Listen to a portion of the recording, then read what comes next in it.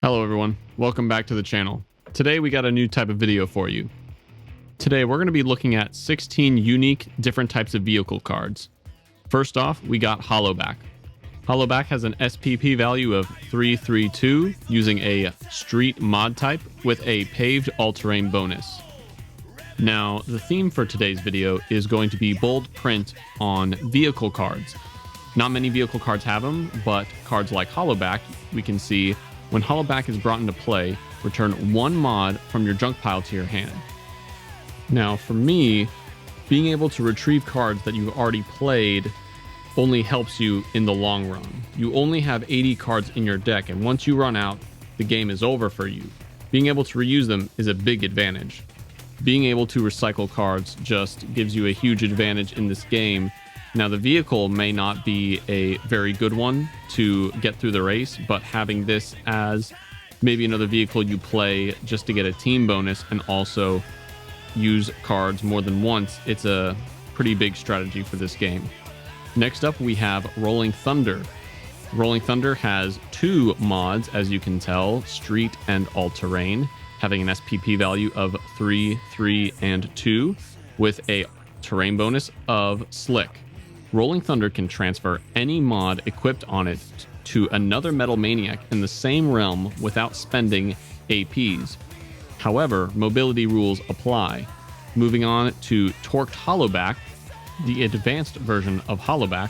The main differences between Hollowback and Torqued Hollowback are an increase in its SPP value by 1 in the performance column, and when Torqued Hollowback is brought into play, you may choose to spend 1 AP point for every mod you wish to return from your junk pile to your hand. Not only is this a better vehicle card than Hollowback, but when you play this, you get to recover as many mods as you have APs, which is a huge strategical move that you could use to your advantage in the game. Last, for the Metal Maniacs, we have Torqued Rolling Thunder. We have an increase in its SPP values by 1 in its power column, still 2 mod icons, and same terrain bonus.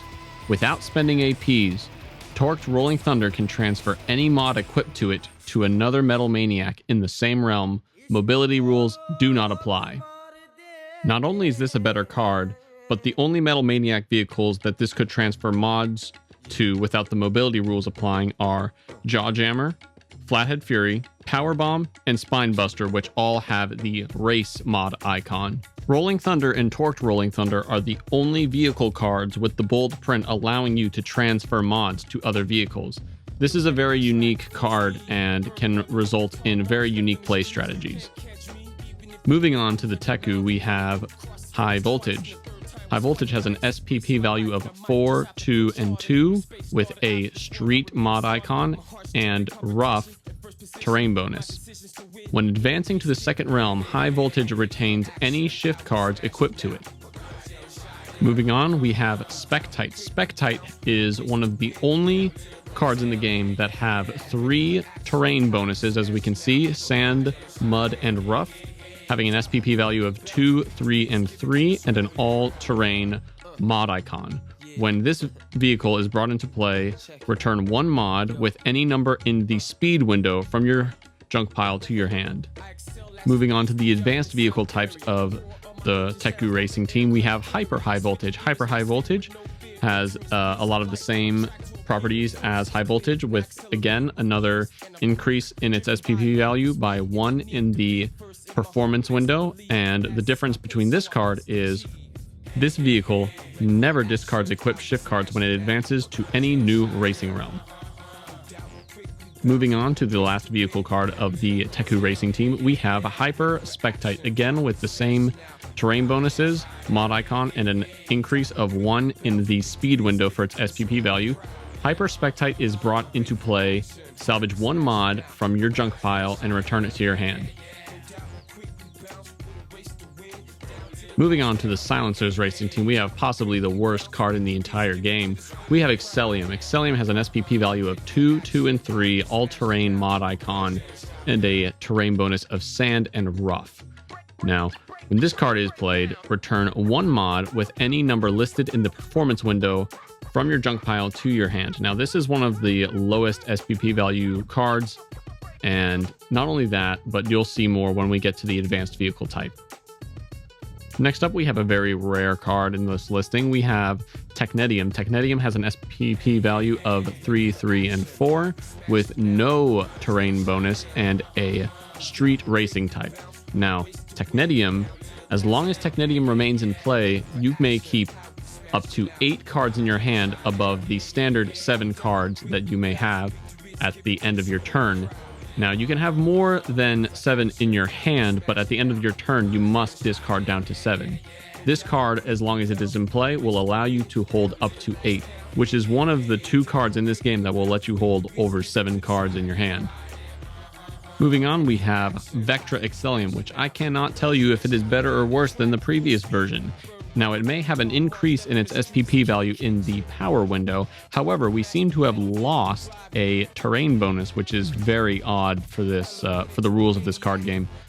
Same terrain bonus, which is sand, but we have lost rough. Same mod icon. And just like Spectite, rather than needing a value in any of the windows to retrieve the mod, it will allow you to return any one mod to your hand. Next up, we have probably one of the most valuable bold print vehicle cards in this game. We have a Vectra Technetium. Now, this isn't one that stands out for its SPP values of 4, 3, 4, or its mod being street and no terrain bonus. As long as Vectra Technetium remains in play, you may keep up to 9 cards in your hand. This is the only card in the game that will let you have up to 9 cards in this game, and one of 2 of the only cards that will let you hold more cards in your hand, period. This card is, for me, one of my favorites of the bunch we have here.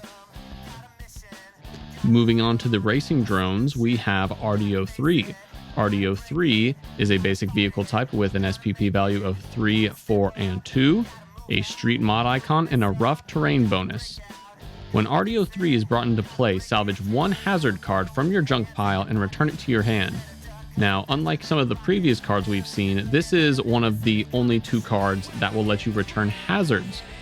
This feature in the card game is unique to RDO3 and RDO3 V2, so keep that in mind when speccing these out for your deck. Next up, we have RDO4. RDO4 has an SPP value of 2, 3, and 3 with an all-terrain mod icon and a mud terrain bonus.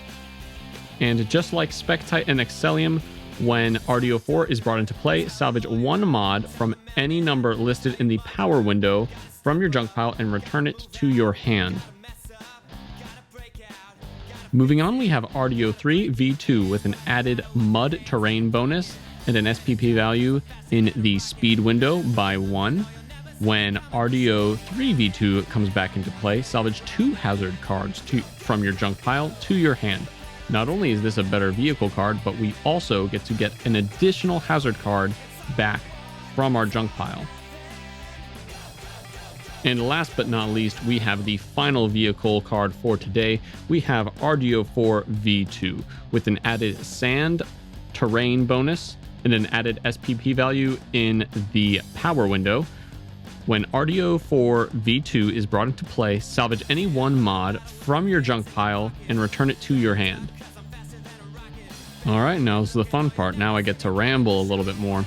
So the first 3 cards I'm going to be showing you are the basic vehicle types that will allow you to return mods based on the values in the SPP windows. Spectite being speed, Excellium being performance, and RDO4 being power. Now the SPP values are all the same types of mods, different terrain bonuses in all of these cards. If you have these cards and wish to play them, the more power to you. However, you will not see me using these in a serious competitive deck. I just don't think they have enough to bring to the table as an advantage to take up any slot in the 80 cards you have to bring in a deck. Now let's take a look at the advanced vehicle types of these vehicles. Now, rather than being constrained to a value in any specific window for that mod card, all of these cards allow you to return a mod regardless of the values in its SPP columns. Not only is this inherently better, but don't forget some mod cards don't even have any SPP values. One card, for example, would be Stratothruster, allowing you to advance to a realm automatically on your next turn. Now, Hollowback is a basic vehicle type. However, it has pretty much the same point as the previous 3 advanced vehicle types.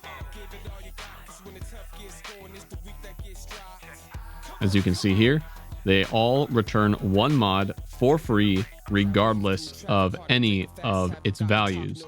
But I think, unless you're just going back for 1 card, Torqued Hollowback is the clear-cut winner, being able to return as many mods as you have APs.